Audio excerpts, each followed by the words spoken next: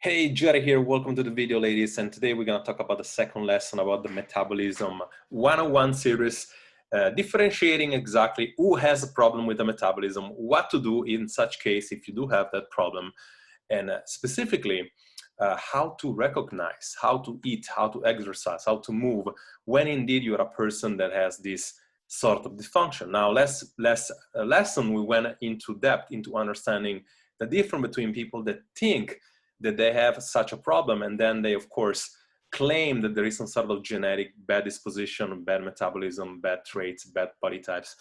And in fact, how are you going to figure out whether you are a such person or whether you are just whether you're just doing the wrong things, okay? So what we're doing here today, we're going deep into the second lesson, and if indeed you have these symptoms that you see here, you would indeed suffer for what is called a damaged metabolism, or like this metabolism dysfunction that later off, or better say, you're suffering from metabolism fatigue that can develop metabolism dysfunction that can indeed then go even worse, and you develop diseases and you develop conditions, okay? So if indeed you suffering from metabolism or sympathetic overdrive, as that is defined, what we talked about last time, that the metabolism is a thermostat or a seesaw, those things that, like, you have, you know, one kid here and the other kid here, and it's like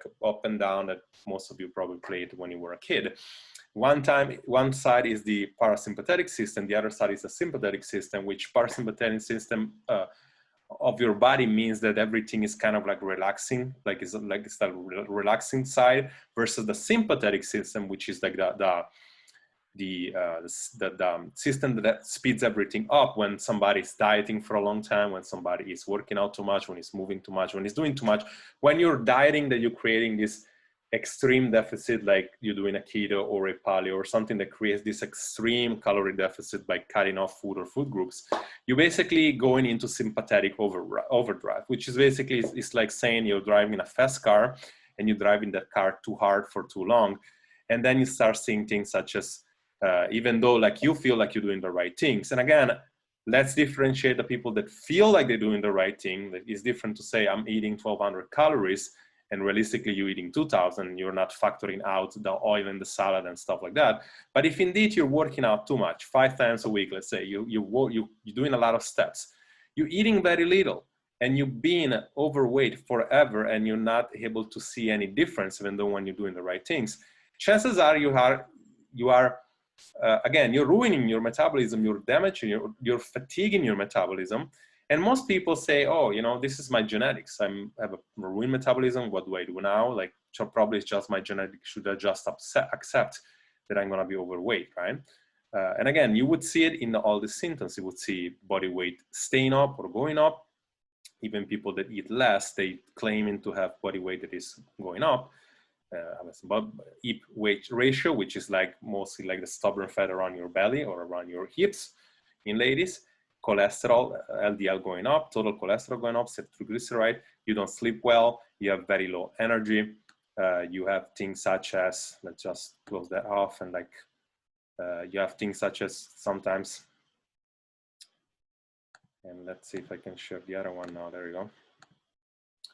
You have things such as acceleration, palpitation, as we said before, things such as cravings, hormones that are responsible for giving you extra hunger, low energy. You feel like you have more fatigue when you do the same kind of exercise. So all these things that you see here are kind of like, this is kind of like the symptoms that you see showing up in the primary basic. Like if you keep going towards that sense, because only human nature will tell you that, like, you are doing something, you're restricting food, and you're working out too much, and you're not seeing results. Then you have the fitness industry telling you, oh, you don't need to do keto, you just need to do these different diets. You just need to do intermittent fasting.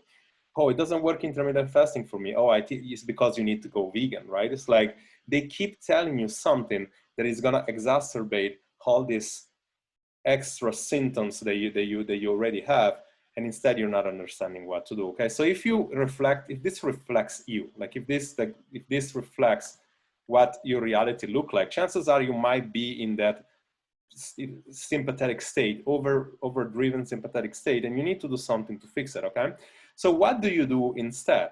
You basically, for like there is, we talked about in other videos about the metabolism models that we have. Most people want to go with this calorie deficit, like exercise, eating less and exercising more, and creating this deficit, right? And this is basically all the other model that there is.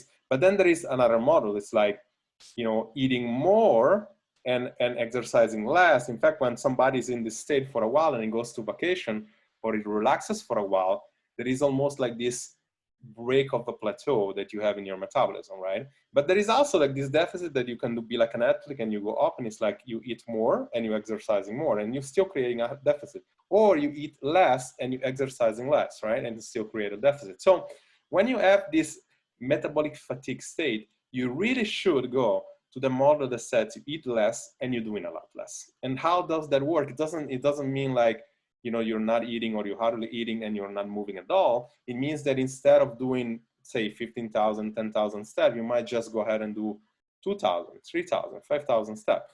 And you, when it comes to exercise, you definitely don't want to do cardio or classes or something of that nature. You want to do stuff such as weight training and very low frequency, maybe 1, 2, or maybe maximum 3 times a week, right? And a very, very, very short duration.